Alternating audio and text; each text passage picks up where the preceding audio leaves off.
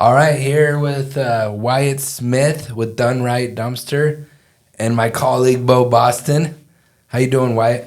Great. Can't complain. How about yourself? Doing great. This is the first time I've met you. I don't know much about your business. I don't know if our cameras can pick this up, but it's called Done Right Dumpster. So let's just start there. Done Right Dumpster. Mm-hmm. Tell me what you do, and then we'll work maybe backwards a little bit to figure out how you know this guy. Okay. So with Done Right Dumpsters, previously known as Smith's Dumpster Rental, we provide typically short-term rentals for commercial and residential clients. We shoot for, solving people's headaches. Mm-hmm. When someone calls a dumpster rental company, especially around here with the big guys, you sit on hold for an hour and a half. Half time the call fails before you get somebody, and then they tell you next week.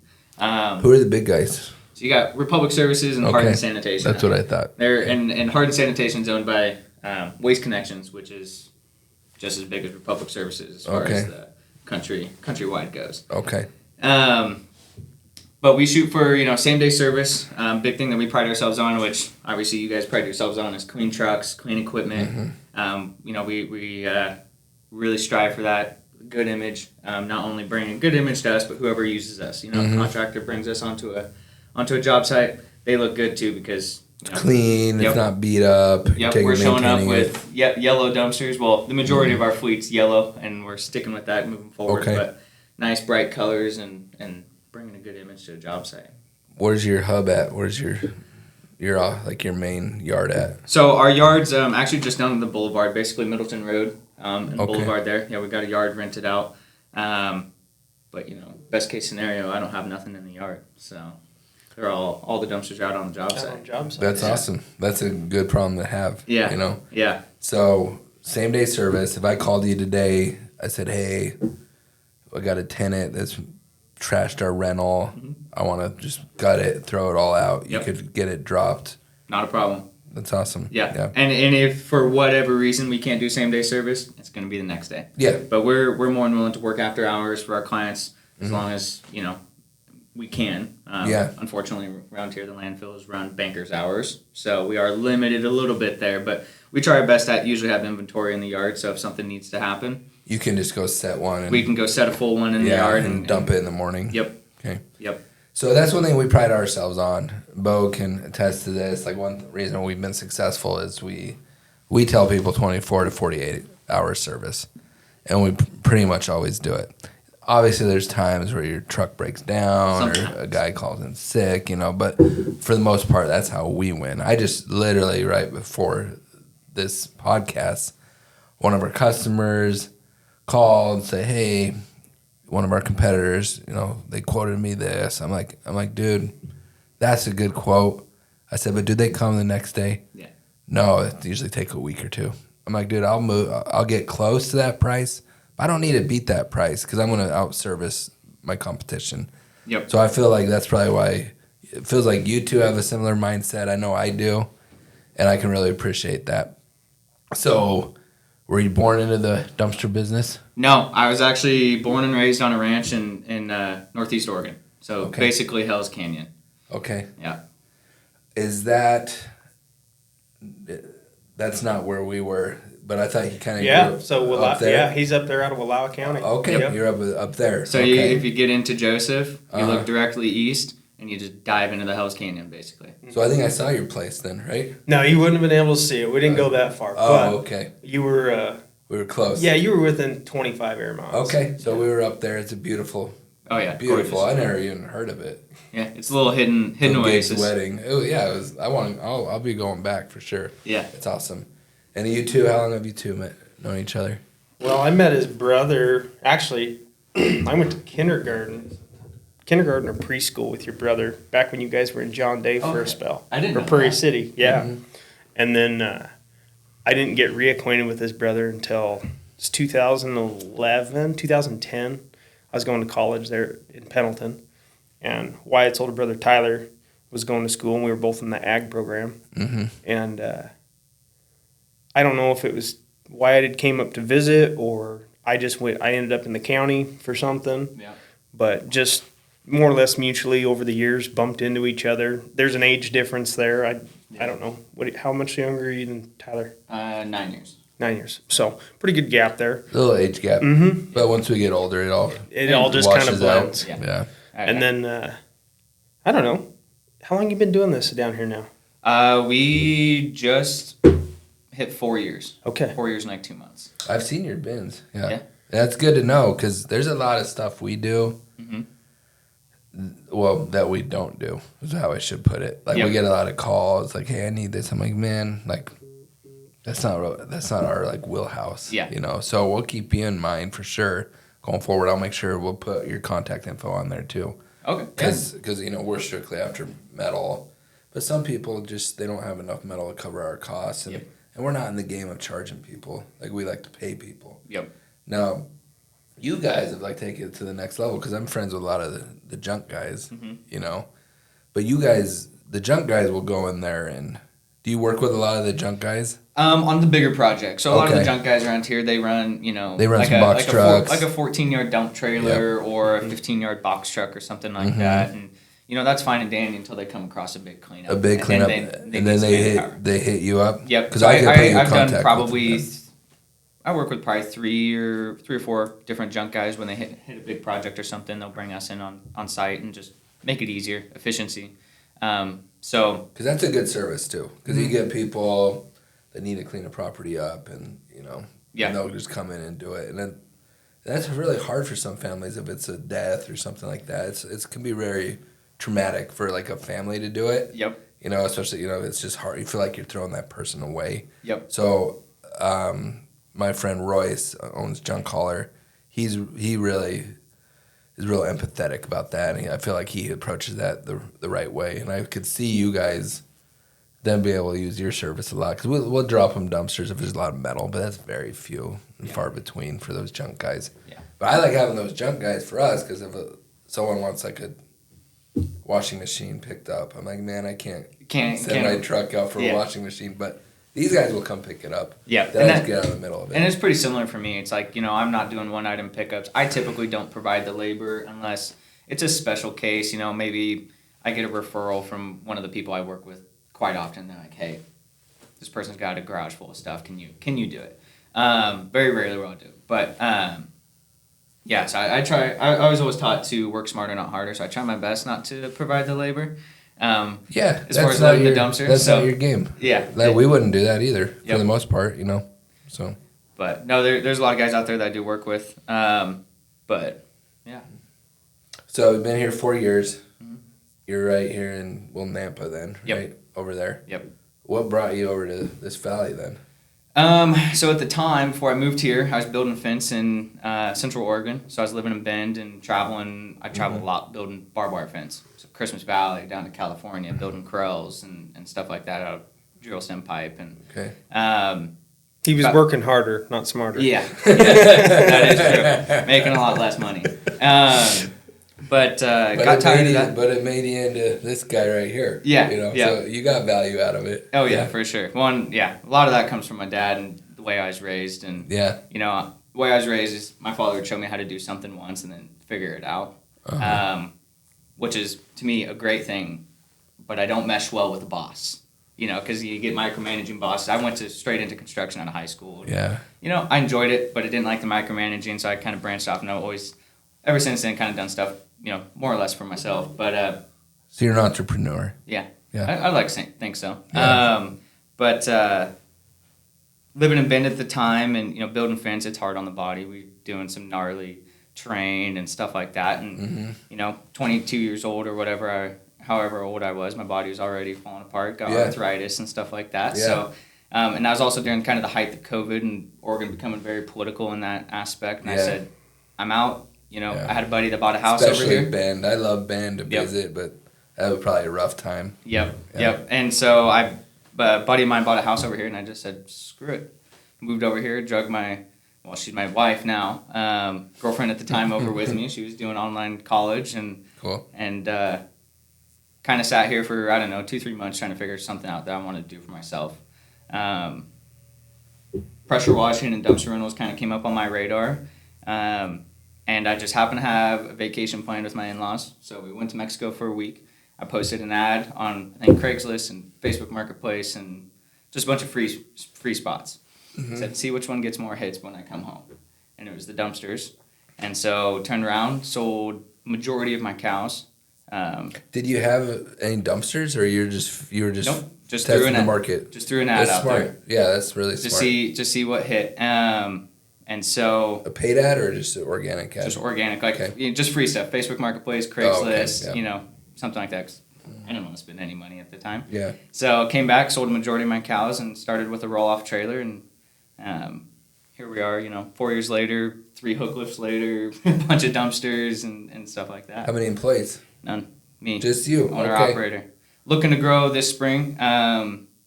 That's the next step, right? If You want to keep growing, you gotta find people. Yep. And so, something that we can probably get into, but I didn't want to be responsible for an employee with the whole franchise agreements that were in place, with the big companies like Republic Services, Hardin Sanitation. Yeah. So I didn't feel comfortable taking on the responsibility of someone and, their family when I never know when I might get a cease and desist letter in the mail.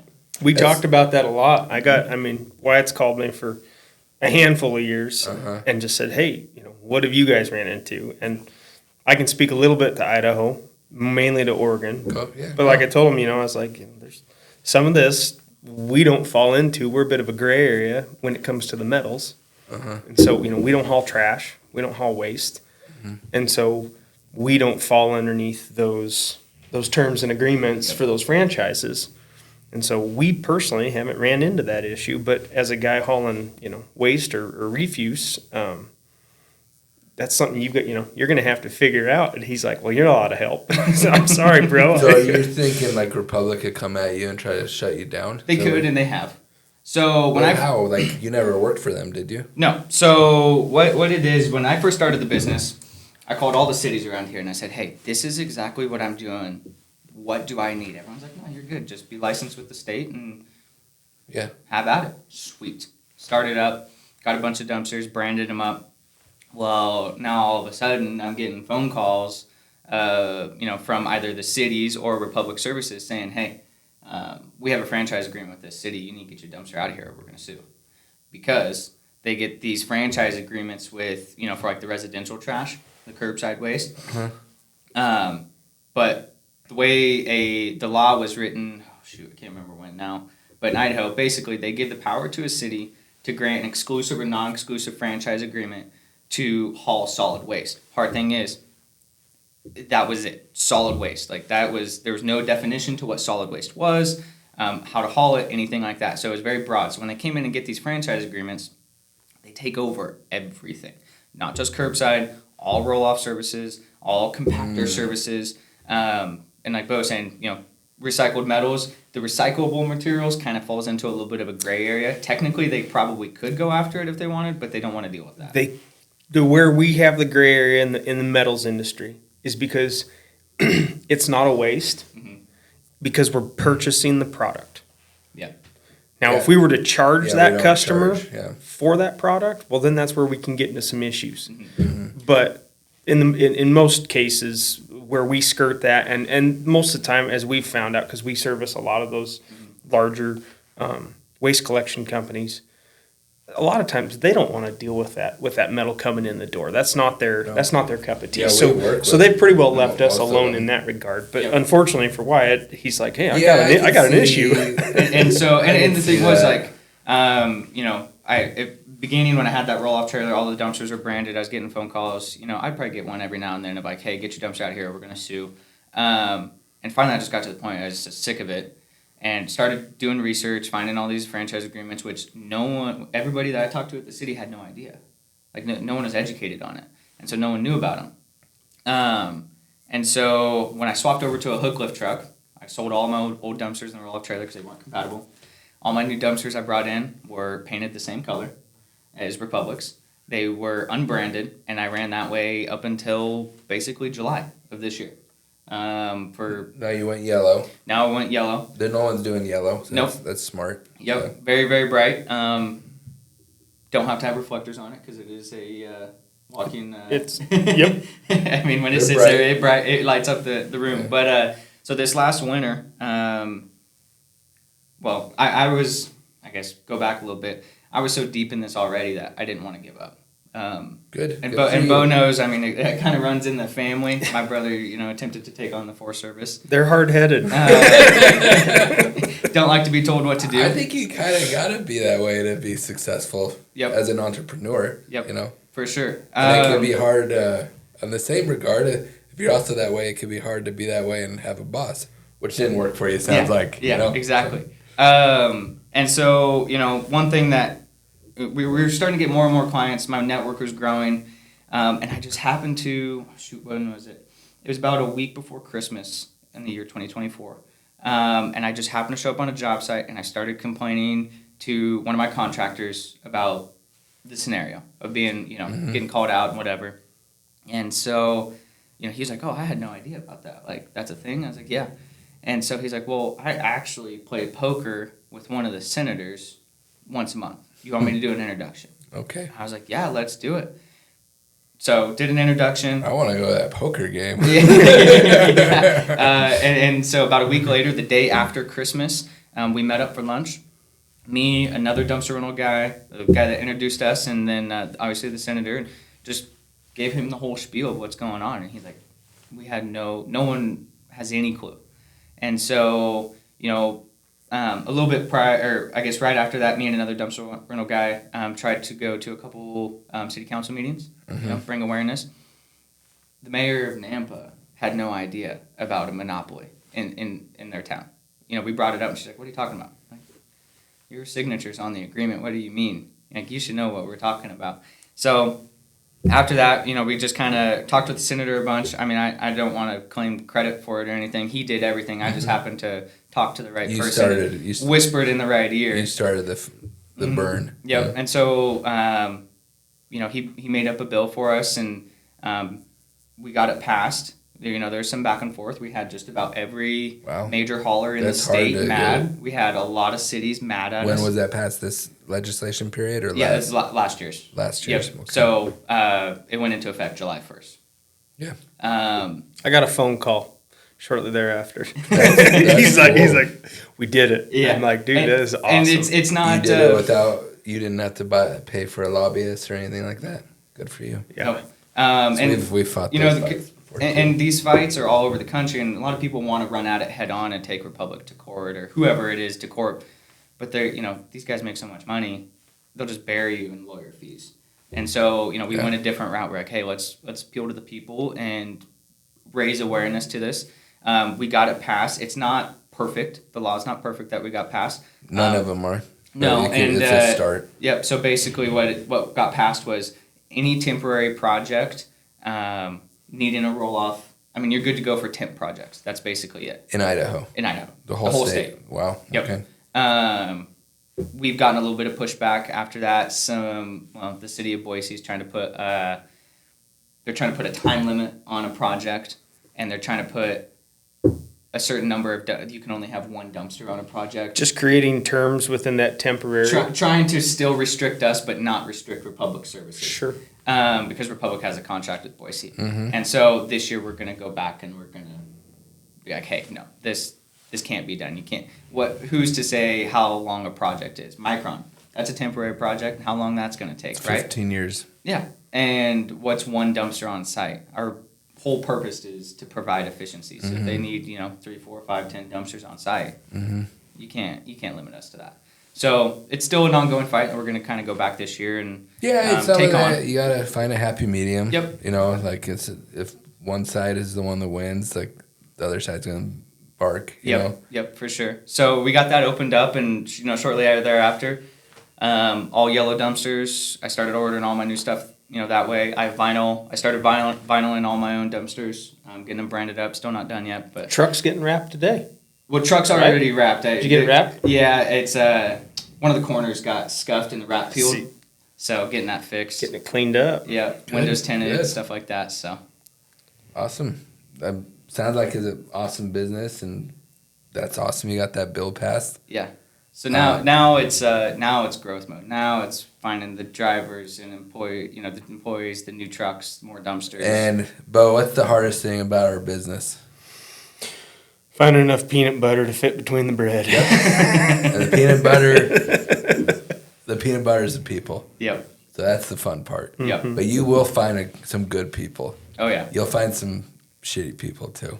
you Yeah, know? I've had one employee so far. It didn't last very long, but I got two guys that I really want to bring on. They really want to come work for me, work for the brand. So I'm excited about it. That's awesome. I can't wait to watch your growth, and I'll get your info. I don't want to check in. I want your info regardless. So if we get a temporary project that doesn't fit our wheelhouse, we'll kick it your way. No, we appreciate That's awesome to know, because you're doing 10 yarders, 15 yards, 20s, and 30s. and 30s. And he's got those concrete dumpster. Aren't those now? Are Are those those the for- 10s or are those ones even smaller? We're doubling the 10s as concrete on our new Okay. truck because our smaller ones didn't fit on the new truck. Sure. That unfortunately. means for a washout? What is No. that for? So just demoing concrete or dirt or sod or okay. just a heavy duty. Just a little dumpster. thicker. Yep, a little thicker material. Okay, It's got low it. to the ground. They're so it's low to easy the ground. load. They're short. That way you can't Yeah. overload them. Yeah. Oh yeah.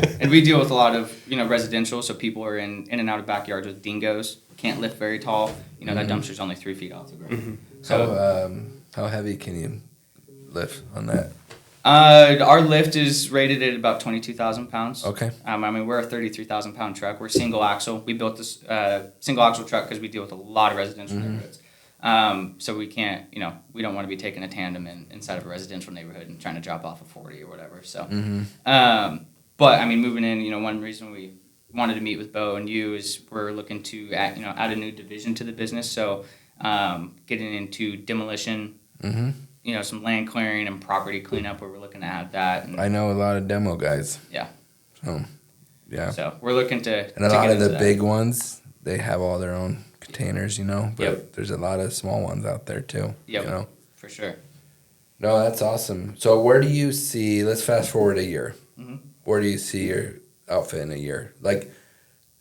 Double the containers, 3-4 employees. What's your goals for the year? Maybe I would say goals for the year is probably be pushing around that 40 containers at least, and then having a full-time driver inside of our single axle, Okay. and then kind of a probably a 3-man crew for demolition. Okay. As far as kind of a sales guy, driver, and an operator for the equipment. So. Awesome. And last thing, what would be the main advice for people listening to this that maybe want to go do their own thing? What's your advice to that person? Like you said earlier, be hard-headed. Just go after it. You're not gonna get anything done just thinking about it all the time. You gotta take a step forward. Or talking about it. Or A lot of talking people about it. talk about it. Yep. They don't do it. You gotta take a step forward and just do it. Start with what you got. You don't have to start out with, a $200,000, $300,000 hook lift truck and some dumpsters. I started out with a roll-off trailer because that's what I was able to afford. It was a easy way to get into the market. I already had a 3/4 ton pickup, so we rock and rolled and made it happen. But obviously, to run efficiently, you gotta have the proper equipment. So, but just get after it. That's the main thing. Like us, we're building that plane as we're flying it. you Yeah. know? Oh yeah. We didn't get the plane ready on the ground, get No. it perfect, because that's the outfits that never get off the ground. Yeah. Yeah. And same way. Sure, kind of a small business plan, but nothing wrote out. Is just dive in and let's figure it out. I love it. Yeah. I love it. Well, thank you, Wyatt. Thank you, Bo. Absolutely. Yeah. Appreciate you. Thank you for having me. Thank you, everybody.